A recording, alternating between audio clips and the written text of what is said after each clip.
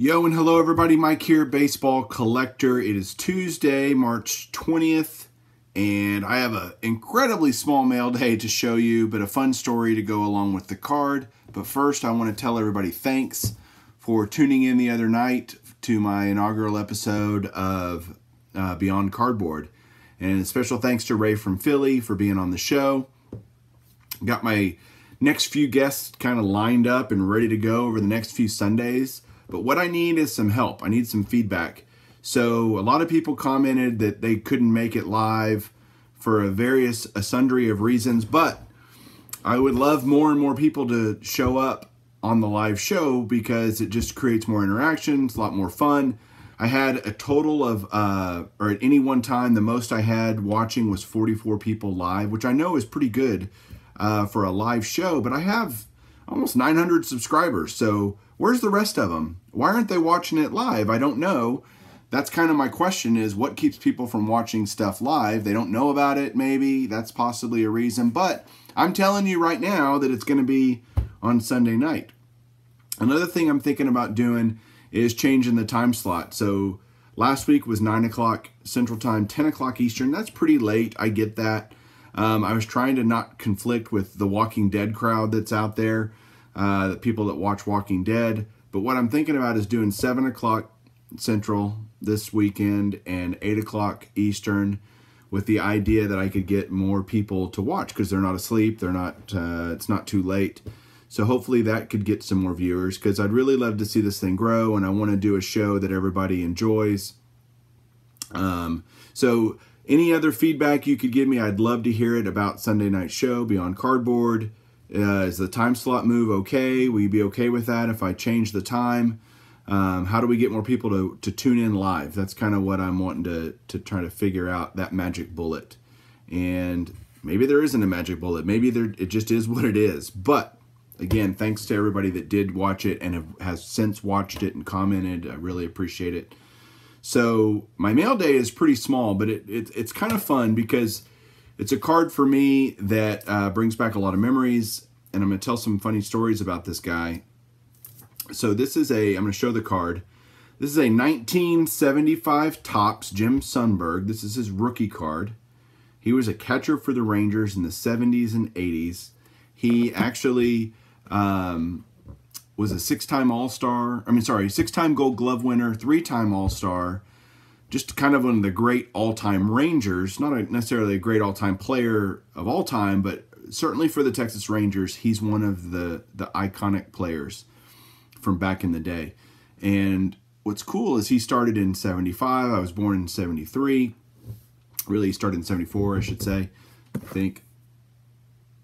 Yep. And so kind of my whole childhood, Jim Sundberg was the Rangers catcher, and I was a catcher. That was my position playing. And so I really looked up to Jim Sundberg. In fact, my Little League team, every year we played in the Jim Sundberg Invitational. It was a tournament that he had his name attached to and sponsored. So I always grew up a Jim Sundberg fan.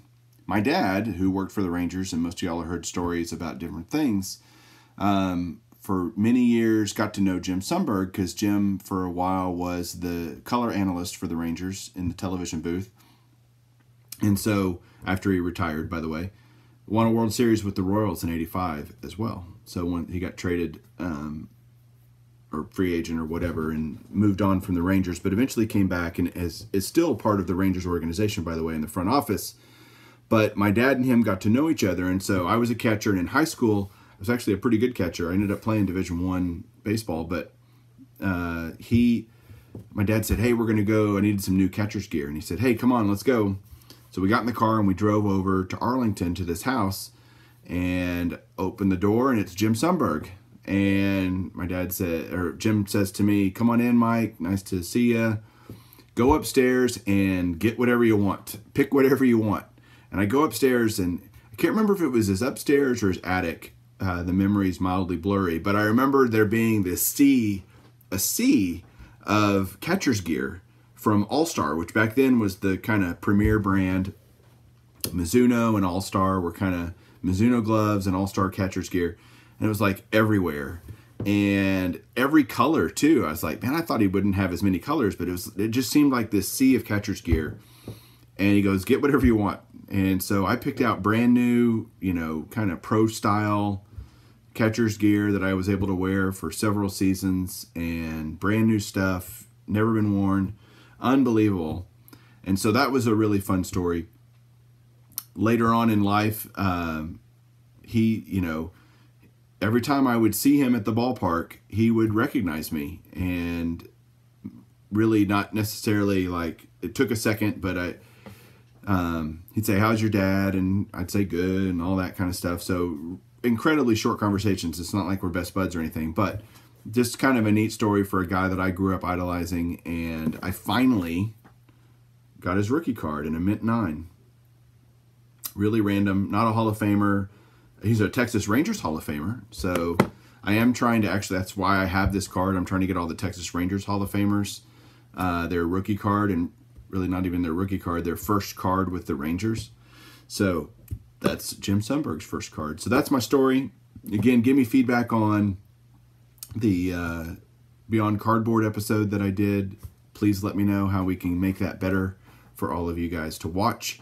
Appreciate you watching. Like, comment, subscribe if you haven't, and we'll catch you on the next show time whenever I get a new card. Keep collecting.